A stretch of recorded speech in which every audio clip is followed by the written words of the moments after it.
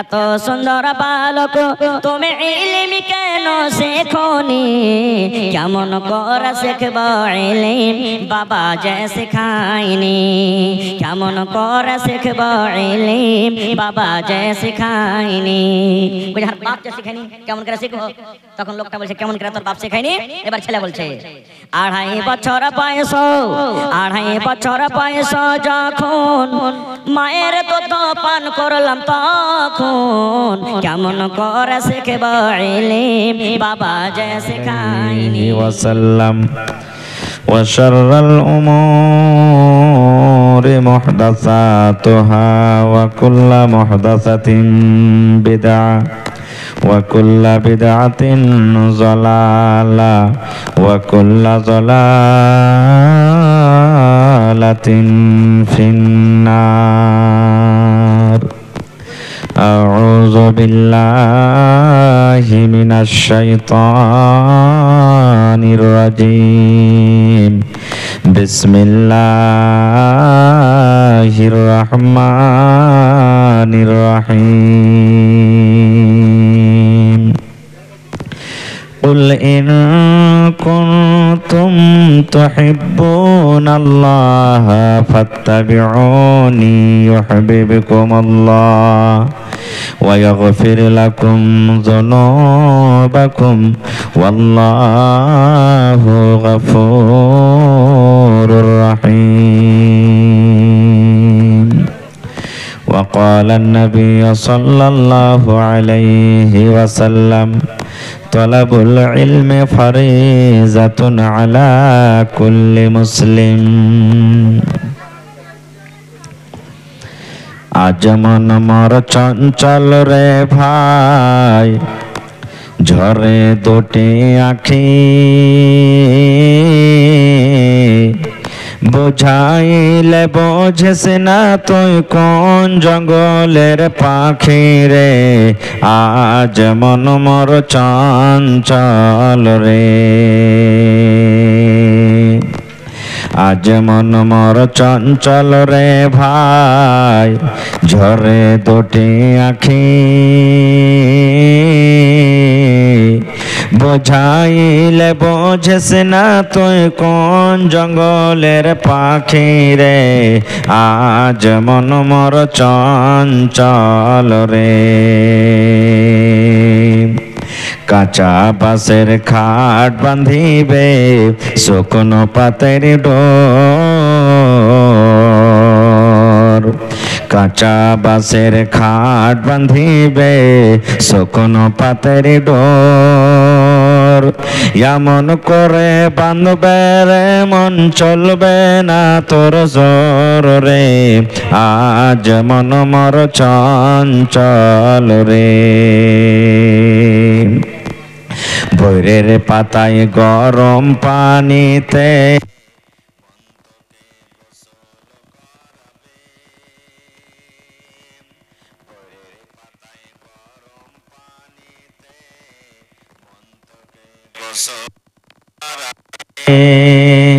গোসল করাইয়া মন্তকে কাফন পরাবে রে আজ মন মোর চঞ্চল রে কাফন পরাইয়া মন্তর জানাজা পড়িবে কাফন পরাইয়া মন্তর জানাজা পড়িবে জানাজা পড়িয়া মন্তকে দফন করিবে রে আজ মন মোর চঞ্চল রে মা কান্দিবে বেটার বেটা বোন কান্দিবে ভাই মা কান্দিবে বেটার বেটা বোন কান্দিবে ভাই পরের পেটে সেও তো কানবে আর তো কেহ নাই রে আজ মন মোর চঞ্চল রে মা কান্দিবে বেটার বেটা বোন কান্দিবে ভাই ঘরের বিবি সেও তো কানবে আর তো কেহ নাই রে, আজ মন মর চঞ্চল রে। নারে তাকবীর। আজকে জলসার যোগ্যতময় শ্রদ্ধেয় সভাপতি সাহেব, সামনে বসে থাকা ইসলাম দরদি, দিন দরদি ভাই বাবাজিরা, পর্দানসীন মায়েরা এবং খালারা, সমস্ত তারিফ ও গুণগান সেই মহান আল্লাহ তাবারাক ওয়া তাআলার জন্য, যে মহান আল্লাহ তাবারাক ওয়া তাআলা আজকে আমাদেরকে নরম গরম বিছানাকে ত্যাগ করে এই জালসার পিন্ডালের তলাতে একত্রিত হয়ে বসে কিছু বলার ও শোনার তৌফিক দিয়েছেন। তাই আমরা সে আল্লাহর প্রশংসা করি, অন্তর থেকে মহব্বতের সাথে সকলেই পড়েন আলহামদুলিল্লাহ। একটু জোর করে পড়েন ভাই আলহামদুলিল্লাহ। তারপর আমাদের শেষ নবী হযরত মুহাম্মদুর রাসূলুল্লাহ পড়েন সাল্লাল্লাহু আলাইহি সাল্লামের পর ওয়াগনন দরুদ শরীফ শান্তির ধারা বর্ষিত হোক, আমিন। আল্লাহুম্মা সাল্লি আলাইহি আল্লাহুম্মা বারিক আলাইহি। ভাই মুসলমান, আজকে আমি আপনাদের সামনে কোরআন মাজিদের একটা আয়াত তেলাওয়াত করেছি এবং আল্লাহর নবী মুহাম্মদ সাল্লাল্লাহু আলাইহি সাল্লামের এখানে হাদিস পড়েছি। সে আয়াত এবং হাদিসটাকে সামনে রেখে আপনাদের সামনে যা কিছু বলবো আল্লাহর কাছে দোয়া করি রব্বুল আলামিন আমি যেন সেই হাদিস এবং কোরআন থেকে বলতে পারি এবং ছোট বড় সকলে যেন আমরা আমল করতে পারি, তার জন্য আল্লাহ আমাদেরকে তৌফিক দেন, পড়ুন আল্লাহুম্মা আমিন। ভাই মুসলমান, আজকে আমি আপনাদের সামনে মুহাব্বত ভালোবাসা সম্পর্কে কিছু কথা রাখবো। মুহাব্বত ভালোবাসা কি জিনিস, কার সাথে মুহাব্বত করতে হবে, ভালো কাকে বাসতে হবে, কোন লোকটাকে ভালোবাসতে গেলে আল্লাহ জান্নাত দিবেন, এই সম্পর্কে কয়েকটা কথা বলবো। ভাই মুসলমান, আল্লাহ তাবারাক ওয়া তাআলা ভালোবাসার কথা, মুহাব্বতের কথা বলতে গিয়ে নিজের পাক পবিত্র কোরআনে বলছেন, কুল হে নবী, আমাদের নবীর নাম কি? মুহাম্মদ সাল্লাল্লাহু আলাইহি সাল্লাম। আমাদের আখেরি নবীর নাম মুহাম্মদ সাল্লাল্লাহু আলাইহি সাল্লাম। আল্লাহ তাবারাক ওয়া তাআলা নবীকে ডাক দিচ্ছেন, নিজে ডাক দিচ্ছেন, কুল হে আমার নবী আপনি বলে দেন। আল্লাহ শিখিয়ে দিচ্ছেন নবীকে, নবীজি আপনি বলেন। কাকে? আমাদেরকে, উম্মতকে। আল্লাহ নিজে বলছেন, হে নবী আপনি আপনার উম্মতকে জানিয়ে দেন, বলে দেন। কি বলে দেন? ইন কুনতুম তুহিব্বুনাল্লাহ। আল্লাহ শিখিয়ে দিচ্ছেন নবী আপনি বলে দেন, যদি তোমরা আল্লাহকে ভালোবাসতে চাও, আল্লাহর সাথে মুহাব্বত করতে চাও, আল্লাহ তাবারাক ওয়া তাআলার কাছে হতে চাও, আল্লাহ তাবারাক ওয়া তাআলার প্রিয় বান্দা এবং বান্দি যদি হতে চাও, আল্লাহ শিখিয়ে দিচ্ছেন হে নবী আপনি বলেন ফাত্তাবিউনি, তোমরা আমার ইত্তেবা করো, আমার পেরোবি করো, আমাকে মুহাব্বত করো, আমাকে ভালোবাসো। ভালো করে কথাটা শুনবেন ধ্যান দিয়ে। আল্লাহ তাবারাক ওয়া তাআলা বলছেন, হে নবী আপনি আপনার উম্মতকে বলে দেন যে হে আমার উম্মত, যদি তোমরা আল্লাহকে ভালোবাসতে চাও তাহলে আমার ইত্তেবা করো, আমার সাথে মুহাব্বত করো, আমার অনুসরণ করো। তাহলে কি হবে? আল্লাহ তাবারাক ওয়া তাআলা বলছেন ইউহিব্বুকুমুল্লাহ। আল্লাহ তাবারাক ওয়া তাআলা বলছেন যে নবীকে যদি ভালোবাসে, নবীর ইত্তেবা করে, নবীর অনুসরণ করে, আল্লাহ তাকে ভালোবাসবেন, সে বান্দাকে। নবীকে যদি আমরা ভালোবাসি, ভালো কে বাসবেন? আমাদেরকে আল্লাহ বাসবেন। কথাটা ভালো করে শুনবেন, নবী ছাড়া অন্য কোন মানুষকে ভালোবাসার কথা এখানে আল্লাহ বলেননি। আল্লাহ বলছেন তোমরা যদি আল্লাহর ভালোবাসা চাও, আল্লাহর কাছে হতে চাও, আল্লাহ তাবারাক ওয়া তাআলার প্রিয় ভালোবাসা বান্দা হতে চাও, আল্লাহ শিখিয়ে দিচ্ছেন নবী আপনি বলেন তোমরা আমার ইত্তেবা করো। আমি নবী, আমি যা বলবো মানো, আমি যা করব তা করতে হবে, যেখানে উঠতে বলবো উঠতে হবে, যেখানে বসতে বলবো বসতে হবে, যেটা করতে বলবো সেটা করতে হবে। তাহলে আল্লাহ শিখিয়ে দিচ্ছেন ইউহিব্বুকুমুল্লাহ, আল্লাহ তাবারাক ওয়া তাআলা তোমাকে ভালোবাসবেন। যে আল্লাহকে ভালোবাসবে আল্লাহ তাকে ভালোবাসবে, যে নবীকে ভালোবাসবে আল্লাহ তাকে ভালোবাসবেন। একটা লাভ। দুই নম্বর আল্লাহ বলছেন ওয়ায়াগফির লাকুম যুনুবাকুম, এবং আল্লাহ তাবারাক ওয়া তাআলা তো ভালোবাসবেন।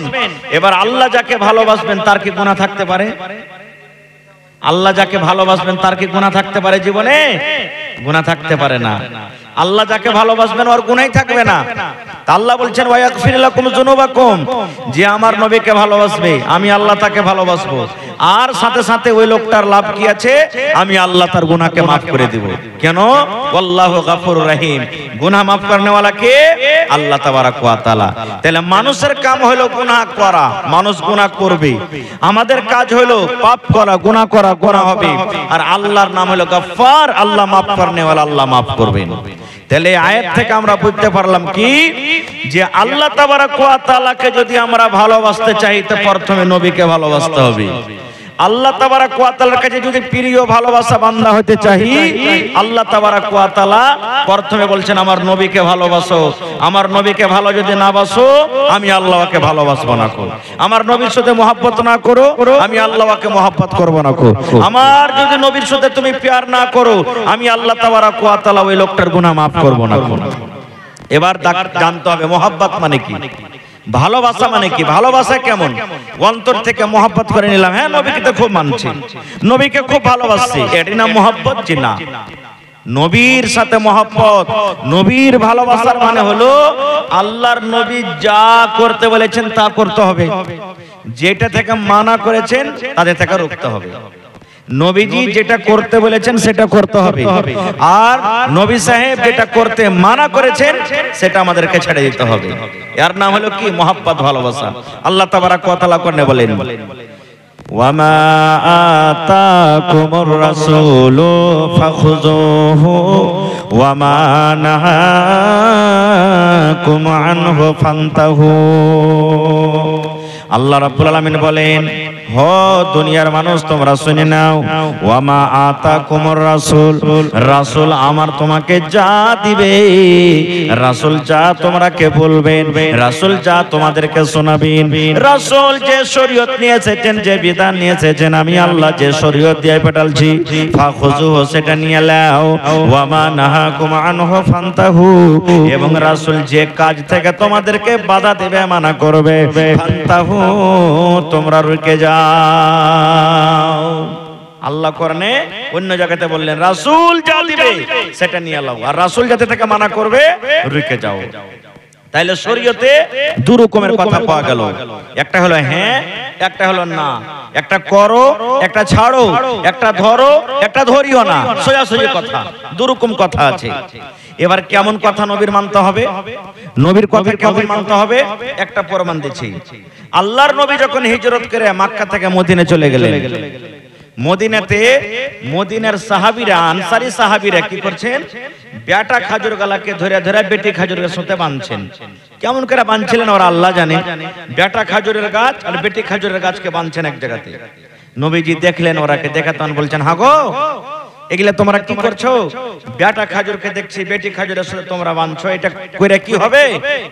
তখন আনসারী মদিনার সাহাবীরা বলছেন, ইয়া রাসূলুল্লাহ আমরা এজন্য করছি, এই কাজটা করছে তো খাজুর বেশি ধরছে, খাজুর বেশি ধরছে, এই জন্য আমরা করছি যে আমাদের ফসলটা বেশি হবে।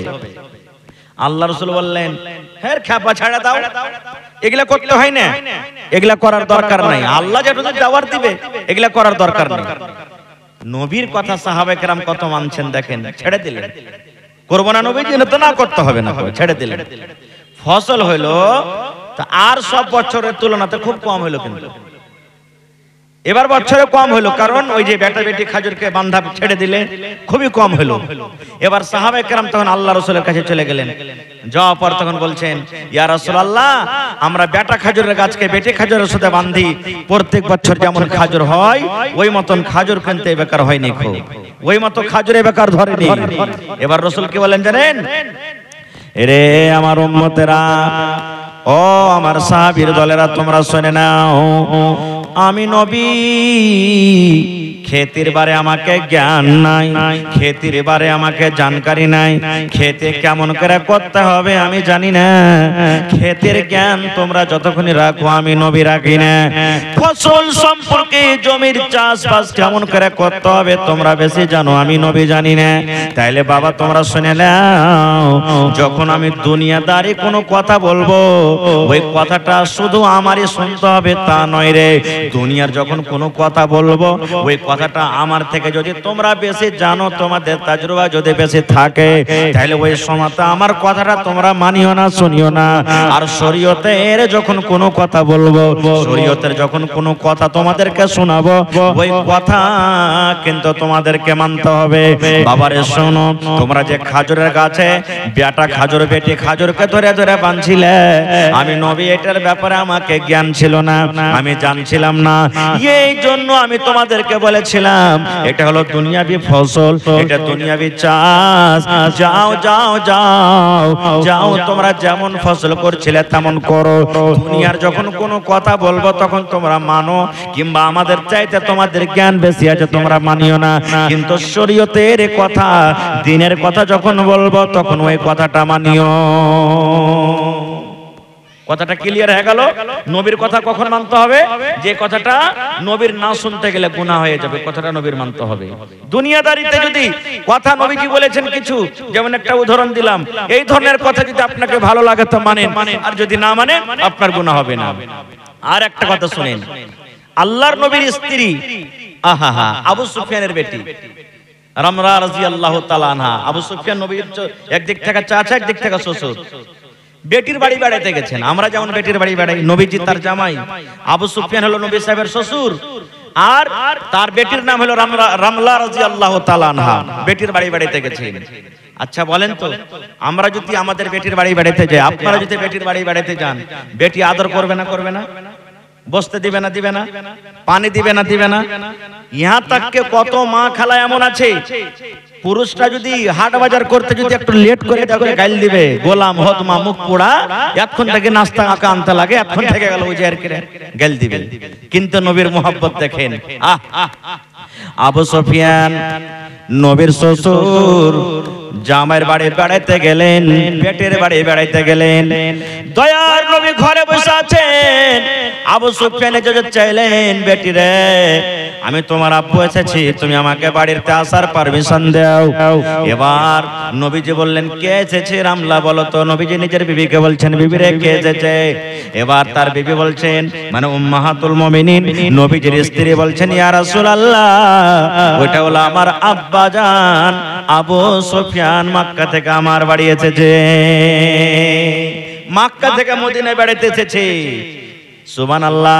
নবী বললেন তোমার আব্বাকে আসার অনুমতি দিয়ে দাও, তোমার আব্বাকে বাড়িতে ঘরে আসার অনুমতি দিয়ে দাও।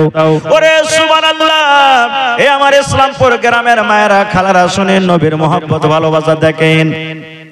রামলা আল্লাহ নবীর স্ত্রী, আবু সুফিয়ানের বেটি। ওরে আল্লাহ নবীর জন্য বিছানা বিছা আছে, নবী যে বিছানাটাতে আরাম করে নবীর জন্য বিছানা বিছা আছে, চৌকিতে খাটে কিংবা পালঙ্গে বিছানা বিছা আছে। এবার যেমনই তার আব্বা জান ঘরের ভিতরে ঢুকেছে, আব্বাকে বসতে না দিয়ে হঠাৎ করে উঠে এবার আবু সুফিয়ান নবীর বিছানায় বসতে যাবেন। এরকম টাইমে এরকম সময়তে বেটি বলছে, আব্বা গো একটু দাঁড়াও, ও আমার আব্বা একটু দাঁড়াও। আবু সুফিয়ান দাঁড়িয়ে গেলেন, বেটি রে কি হয়েছে? এই কথাটা বলার পর আবু সুফিয়ান বলছেন, আমার বেটি আমাকে বিছানা খানটা না বিছিয়ে ওই যে বিছানা খান বিছা ছিল সাথে সাথে সাথে জমা করে কোনাতে রেখে দিলে, কোনাতে রেখে দিলে জমা করে। আবু সুফিয়ান বলছেন, বেটি রে এটা তুমি কি করিলে? আমি তোমার যে আব্বু, আমি যে তোমার আব্বা জান, তুমি আমাকে চাদরে বেচতে না দিয়ে তুমি কেন বিছানাটা জমা করে নিলে? কারণটা কি কিছু বলতে পারি না। হ্যাঁ আমার মায়েরা খালারা শুনেন, এবার আল্লাহ নবীর স্ত্রী বলছেন, আব্বা গো আপনি হলেন আমার আব্বাজান, এটা সত্য কথা, আর আমি হলাম আপনার বেটি, এটাও সত্য কথা। আব্বা গো তাইলে শোনেন, আপনি যে বিছানাখানা বসছেন এই বিছানাখানটা হলো কার? যে বিছানাতে আপনি বসতে যাচ্ছিলেন এই বিছানাখানটা হলো কার? বলছে হ্যাঁ জানি। বলছে কার? বলছে আমার জামাইয়ের। বলছে আব্বা গো আপনার জামাই হতে পারে, আপনার জামাই, কিন্তু আপনার জামাইয়ের আগে এটা হলেন একজন নবী মুহাম্মদ সাল্লাল্লাহু আলাইহি সাল্লামের বিছান। আর আব্বা এখন আপনি মুসলমান হননি, এখন আপনি কাফের হয়ে আছেন, মুশরিক হয়ে আছেন। আবু সুফিয়ান কিন্তু তখন মুসলমান হয়নি। বলছেন আব্বা গো আপনি হলেন একটা মুশরিক, আপনি এখনো মুসলমান হননি, কাফের হয়ে আছেন, বেঈমান হয়ে আছেন। আর একটা মুশরিক মানুষকে আমি বেঁচে থাকতে কালে আপনি আমার আব্বা হয়তো গেল, আমি নবীর বিছানায় তাকে বসতে দিব না। নারে তাকবীর! আপনি মুশরিক হয়ে আছেন, এখনো মুসলমান হননি, আর আপনাকে আমি নবীর বিছানায় বসতে দেব না, আপনি এখনো বসেন। এর নাম হলো কি? ভালোবাসা। এটা হলো কি? মুহাব্বত। সুবহানাল্লাহ। আর মুহাব্বত কি জিনিস?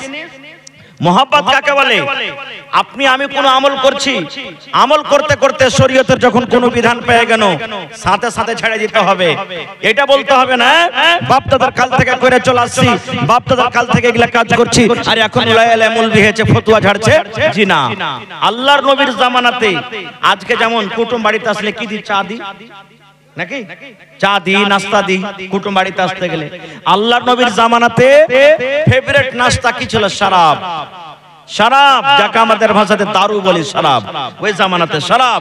বাড়িতে যাইলো এই এক গ্লাস দাও, ওকে বাড়িতে যাইলো এক কাপ দাও, এই বাড়িতে যাইলো গ্লাস দাও। তখন শরাব হারাম হয়নি? 3 বারে শরাব হয়েছে হারাম। এবারে আবু তালহা রাদিয়াল্লাহু তাআলা আনহু তার বাড়িতে পার্টি চলছে। কিসের পার্টি? 10 জন 15 জন 20 জন এক জায়গাতে জমা হয়ে গেছে।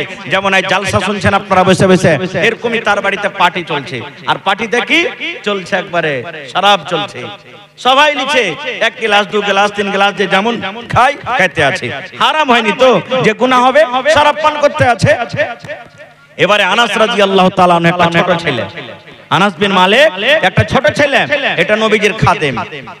ও বলছেন যে আমি লোকেদেরকে শরাব খাওয়াচ্ছি, আমি মদ পান করাচ্ছি। সুবহানাল্লাহ। এবার একটা এলান করনেওয়ালা গ্রাম দিয়ে হাট ছাড় এলান করছে, ইন্নাল খামরা কাদ হুররিমাত, ইন্নাল খামরা কাদ হুররিমাত, ইন্নাল খামরা কাদ হুররিমাত। এটা আরবি কথা, আরবিতে এলান করছেন, চলে যাচ্ছেন। এর মানে হলো ও মদিনার লোকেরা তোমরা শোনো রে, আজ থেকে শরাব হারাম হয়ে গেল, আজ থেকে মদ হারাম হয়ে গেল, আজকের পর থেকে আর মদ খেতে পাবে না, মদ হারাম হয়ে গেল, শরাব হারাম হয়ে গেল, শরাব আর পান করতে পাবে না। ইন্নাল খামরা কাদ হুররিমাত, শরাব হারাম হয়ে গেল, আর শরাব করতে পাবে না। সুবহানাল্লাহ। আবু তালহা বলছেন যে কিসের আওয়াজ এটা জি? বলছে যে আল্লাহ নবীর এলান হয়েছে যে আজ থেকে শরাব হারাম, আর শরাবের পার্টি চলছে। আমাদের জমানার যদি আমরা হইতাম, মৌলভী সাহেব হলে তো কি হলো, কি বলতাম জানেন?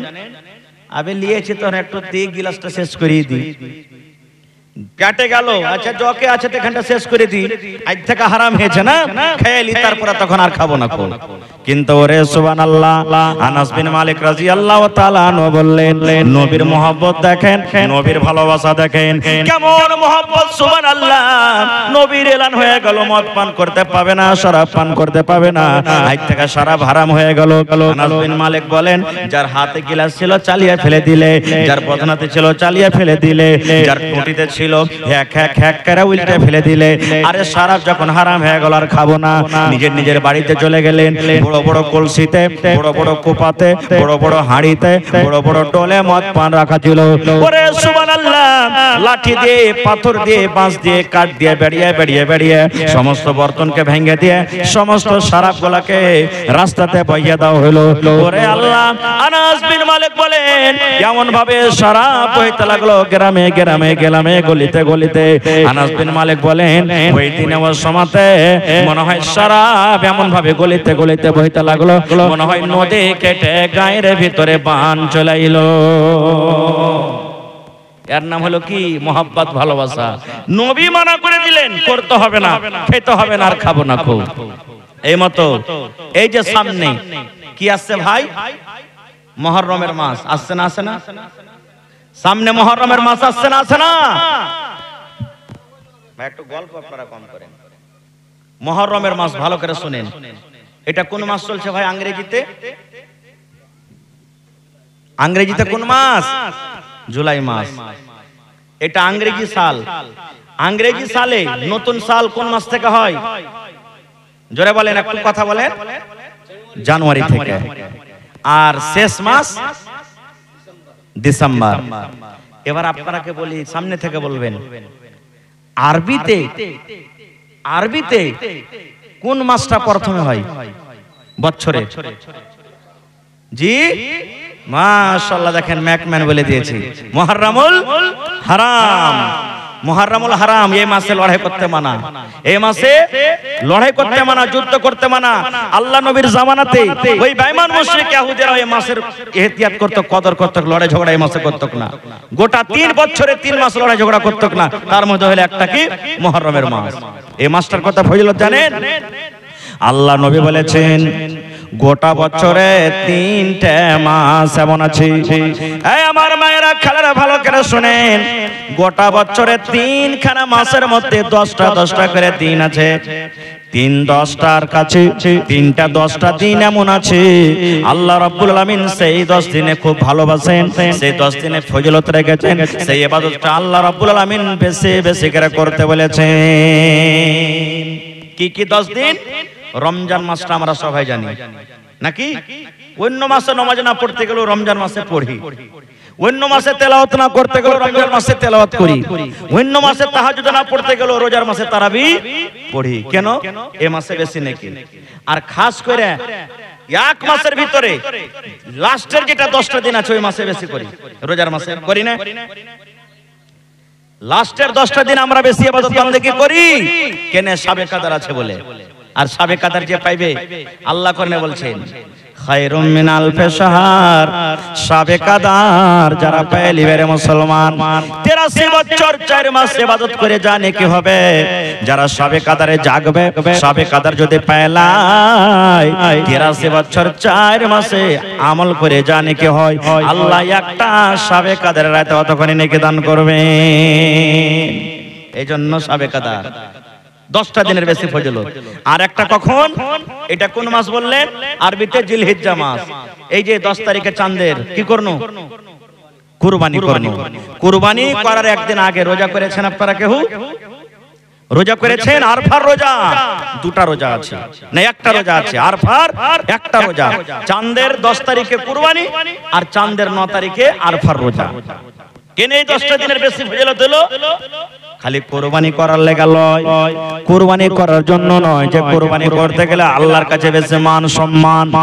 আল্লাহ রাসূল বলেছেন উম্মত রে, কুরবানির আগা দিন, ছোট হোক বড় হোক, নর হোক নারী হোক, কুরবানির আগা দিন চাঁদের 9 তারিখে যদি কোনো মুসলমান একটা রোজা করে, আল্লাহ রাসূল বলেছেন 1 বছর যেটা গুজরে গেল আর আগামী 1 বছর যেটা আসবে, জীবনের 2 বছরকার গুনাহ আরফার একটা রোজার করার কারণে আল্লাহ জীবনের সাগেরা ছোট ছোট গুনাহ 2 বছরকার গুনাহ আল্লাহ maaf করে দিবেন।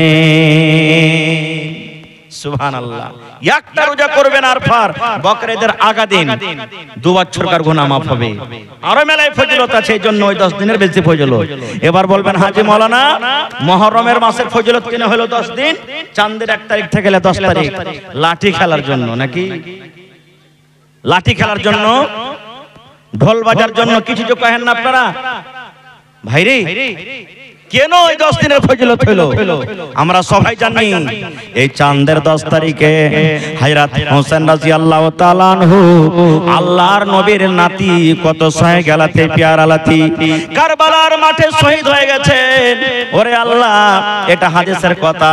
আর নবী বলেছেন যে আমার হোসেনকে ভালোবাসে, নবী আমাকে ভালোবাসে। আল্লাহ রাসূল বলেছেন, আরে আমার উম্মত, তোমরা যদি আমাকে নবী ভালোবাসতে চাও, আমার নতি হাসান হোসেনকে তোমরা ভালোবাসতে হবে। একদিনকার ঘটনা, আল্লাহ নবীর একজন স্ত্রী বসে আছেন পাঞ্জরে, মনে হয় উম্মে সালমা রাদিয়াল্লাহু তাআলা আনহা মনে হয়, পাঞ্জরে হাসান হোসেন ছোট বাচ্চা 2-3-4 বছরকার বাচ্চা পাঞ্জরে বসে আছেন, আর আল্লাহ রাসূল একটু দূরে আছেন, আর ওখানে একটা ফেরেশতা হযরত জিবরিল আমিন মানুষের রূপে নবীর কাছে বসে গল্প করছেন। এবার নবীজি গল্প করছেন একটুখানি দূরে, আল্লাহ নবীর স্ত্রী বলছেন যে হঠাৎ করে আল্লাহ নবীর নাতি হোসেন কাঁদতে লাগলো, ছোট বাচ্চা কাঁদতে লাগলো, তখন কাঁদতে লাগলো তো আমি তাকে হাত খান ছেড়ে দিলাম। এবার বাচ্চাটা কাঁদতে কাঁদতে কাঁদতে নবী সাহেব পাঞ্জরে বসে গেলেন, নবী সাহেব তাকে বুকে জড়িয়ে ধরলেন। এবার ধরার পর বলেন এই চুপো চুপো চুপো, কান্দিয়ে না, চুপো, চুপে গেলেন। এবার জিবরিল ফেরেশতা বলছেন, ও নবী গো, এটা আপনার কে বলছে? আমার নাতি। শুনেন ভালো করে, জিবরিল আমিন বলছেন, ইয়া রাসূলুল্লাহ, এটা কে বলছে? আমার নাতি, আমার ছোট বেটি ফাতেমার হলো বেটি রে, আমার বেটি ছোট ফাতেমা যে আছে, ফাতেমার এটা সন্তান হোসেন, আলী আমার জামাই, আলীর বেটা আমার নাতি। এবার জিবরিল বলছেন, ইয়া রাসূলুল্লাহ, এই নাতিকে আপনি কত ভালোবাসেন নবী গো, এই নাতিটাকে কত ভালোবাসেন আপনি বলেন তো? আল্লাহ রাসূল বলছেন, জিবরিল রে, এই নাতিকে আমি অত ভালোবাসি, এই নাতিকে আমি অত ভালোবাসি, আমি নবী আমি এলান করে দিলাম যে আমাকে ভালোবাসতে চাই, আমার নাতিকে তাকে ভালোবাসতে হবে, আমার নাতিকে যা ভালোবাসবে আমি নবী তাকে ভালোবাসবো। ওরে আল্লাহ, যেমন কথাটা বলা, জিবরিল আমিন তখন বলছেন, ইয়া রাসূলুল্লাহ, একটা সত্য ঘটনা বলবো নবী গো আপনাকে। বলছে কি ঘটনা? এবার জিবরিল বলছেন, ইয়া রাসূলুল্লাহ, যে নাতিকে আপনি ভালোবাসেন, যে নাতিকে এত মহব্বত করেন, এই আপনার নাতি যখন বড় হয়ে যাবে, আপনার মৃত্যুর পর, আপনার দুনিয়া থেকে চলে যাওয়ার পর, আপনার এই নাতিকে কারবালার মাঠে ওই বেঈমান শয়তানেরা তাকে কত কষ্ট দিয়ে তাকে শেষ করে দিবে। আপনার এই নাতি যখন বড় হবে, কারবালার ময়দানে, কারবালার মাঠে আপনার এই নাতিকে শহীদ করে দেওয়া হবে।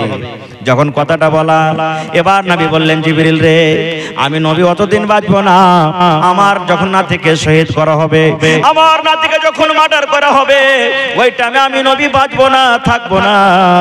জিবরিল তুমি একটু করো তো। কি জিবরিল রে? যেই জায়গাতে আমার নাতিকে মারা হবে, যেই জায়গাতে আমার নাতিকে মার্ডার করে দেওয়া হবে, ওই জমিনখানে একটু আমাকে দেখিয়ে দাও, ওই কারবালার মাঠটা কেমন হবে, কারবালার ময়দানটা কেমন হবে, ওই কারবালার মাঠটা তুমি আমাকে একটু দেখিয়ে দাও। যেই জায়গাতে আমার নবী, আমার নাতি ছটফট ছটফট ছটফট করবে, ওই জমিনটা তুমি আমাকে একটু দেখিয়ে দাও। নারে তাকবীর, সুবহানাল্লাহ। ভাই, এর নাম হলো কি? ভালোবাসা। একটা ফেরেশতা একদিন আল্লাহ তাআলাকে বলছেন, আল্লাহ আমি দুনিয়াতে যাব। দুনিয়াতে জীবনে কোনোদিন ওই ফেরেশতা কিন্তু আসেনি। আল্লাহকে একদিন বলছেন, আল্লাহ আমাকে ইজাজত দাও, আমি দুনিয়াতে যাব। আপনার একটা নবী দুনিয়াতে এসেছে, আমি দেখিনি জীবনে কোনোদিন, আমি দেখা করব। এবার আল্লাহ তাআলা অনুমতি দিয়ে দিলেন, যাও আমার নবীকে তুমি দেখে এসো। এবার দেখতে যাবেন, আল্লাহ তাআলা ফেরেশতাকে বলছেন, এই ফেরেশতা শুনো। কি আল্লাহ?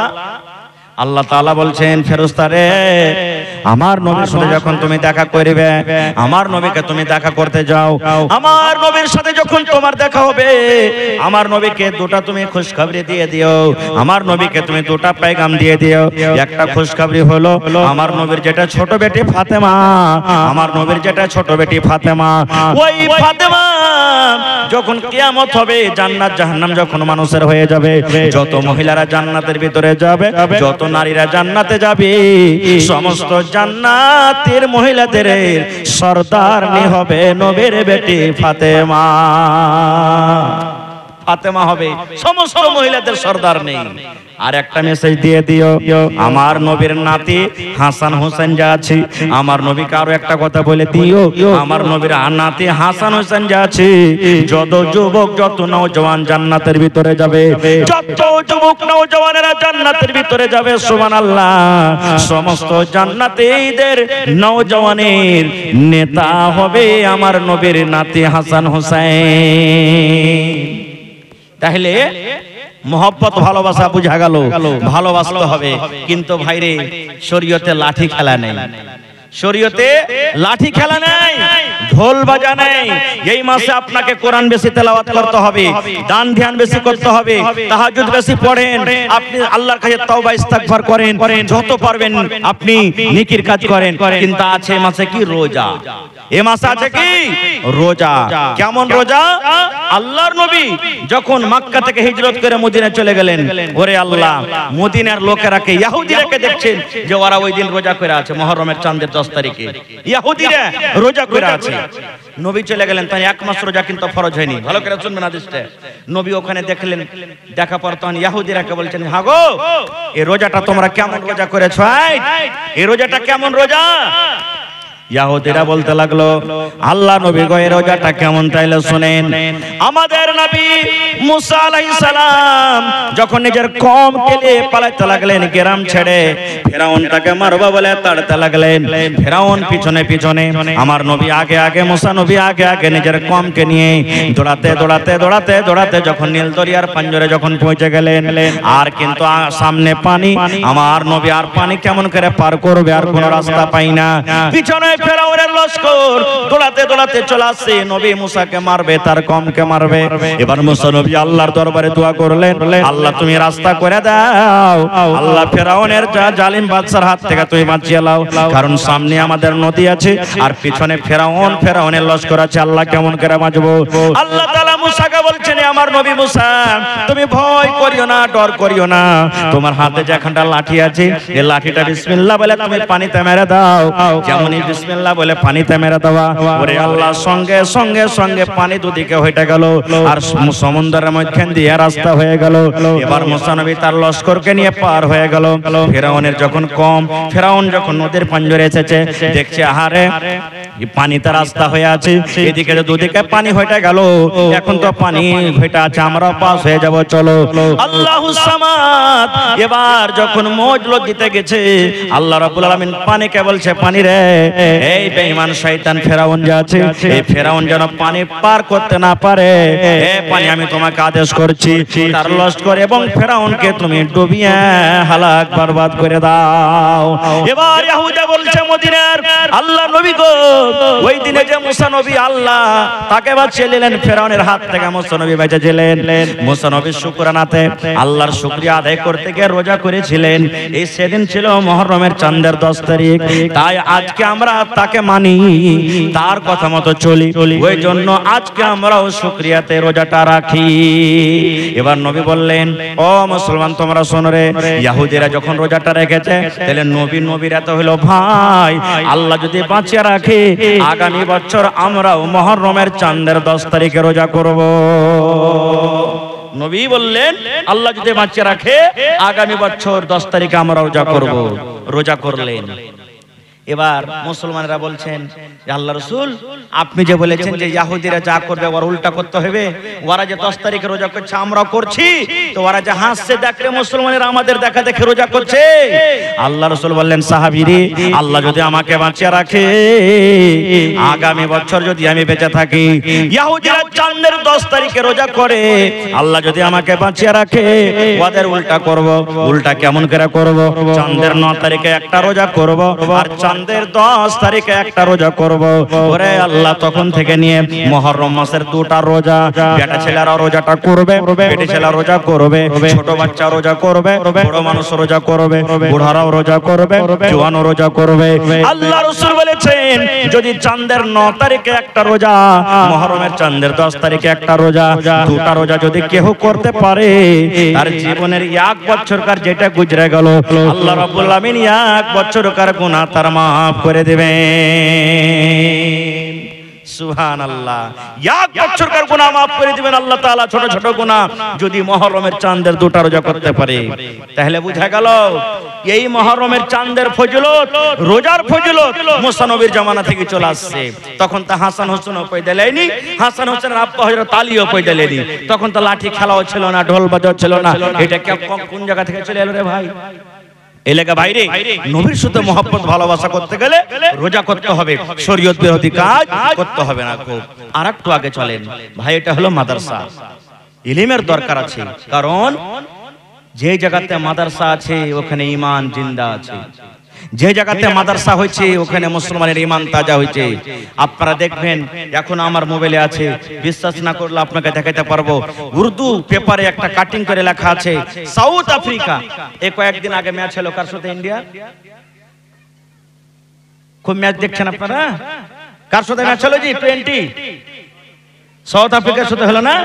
হ্যাঁ, ওই সাউথ আফ্রিকার একটা ইউনিভার্সিটিতে লেখা আছে, গেটে বড় করে গেটে লেখা আছে, যদি কোনো কমকে যদি বরবাদ করতে চাও, মুসলমান বলে কোনো भी কম দুনিয়াতে যদি কোনো কমকে কোনো জাতকে যদি বরবাদ করতে চাও, পহলে ওই পড়ালেখা আর কমের মধ্যে যে মৌলবি পণ্ডিত আছে ওকে তোমরা বদনাম করো। ওই কমকে বদনাম করার জন্য এটাম বাম লাগবে না, বন্দুক লাগবে না, গুলি লাগবে না। কি করো? ওই কমকে যদি নষ্ট বরবাদ করতে চাও তো পহলে ওই কমের যে মৌলবি পণ্ডিত আছে ওকে তোমরা বদনাম করো। এক কাজ হয়ে গেল। আজ বদনাম হচ্ছে না, হয় না? মৌলবিরা বেশি, এই মৌলবি এরকম, ওই মৌলবি ওরকম, ওই পণ্ডিত এরকম, এই ওরকম, ওই পণ্ডিত এরকম, ওই মৌলবি এরকম, এগুলাই হয়েছে এক নম্বর। আর কি লেখা আছে? এটাও লেখা আছে, ওই কমকে যদি বরবাদ করতে চাও, পরীক্ষা যখন হইবে ওই পরীক্ষাতে তোমরা নকল করতে যাও। পরীক্ষাতে যত দেখে দেখে পারবে। আজ আমাদের ছেলে মেয়েরা দেখবেন কোনো भी পরীক্ষা যখন দেয়, যদি দেখে লিখতে পায় হ্যাঁ এটা সেন্টার খুব ভালো, খুব ভালো, দেখে লিখতে পেয়েছে, নম্বর খুব হড়হড়িয়ে আসবে, কিন্তু পেটে এক লাত মারতে গেলে একটা লাম্প আসবে, বার হবে না। আমার বেটি, আমার বেটা ফকনিয়া মৌলবি পাস হয়ে গেছে, ফকনিয়া মৌলবি পাস করে নিয়েছে, আম্মা পারা ঘন্টা চরস করে পড়িতে পারবে না। এরকম আছে দুনিয়াতে, এরকম আছে। আর কি? স্কুল কলেজে নম্বর বেশি বেশি করে দাও, পড়ালেখা যদি না করে তো অতি কি হবে? ইঞ্জিনিয়ার যদি বিনা পড়াতে বনে যায়, পুল ভেঙে পড়বে না? পড়বে না? যখন এখন বর্তমান যুগের ওডার পুল ভাঙছে, দেখেছেন না? দেখেননি আপনারা? যেখানে সেখানে ওই এখানে পুল ভেঙে গেল, ওখানে এরকম হয়ে গেল। ইঞ্জিনিয়ার যদি পড়ালেখা না হয়, ডিগ্রি খালি নিয়ে যায় পেছাতে, ওই পুল ভাঙবে। পড়ালেখা যদি ডাক্তার ভালো করে না ডাক্তারি শিখে, তাহলে ওর হাতে পেশেন্ট মরবে। জজ যদি হয়, পড়ালেখা যদি না হয়, তাহলে ওর দ্বারাতে ইনসাফ ভুল হবে। এই জন্য কোন কমকে যদি বরবাদ করতে হয়, তাহলে ওর তালিমকে শেষ করে দাও, তালিমকে হটিয়ে দাও। আজ মুসলমান নিজেই আমরা চাহাচ্ছি যে মাদ্রাসা বন্ধ হয়ে যায়। আজ মুসলমান আমরা নিজেই চাহাচ্ছি ছেলে পিলাকে না পড়াবো, কি গেল খাইতে খাইতে গেলি হইলো না রে ভাই, তাই কই বলছেন।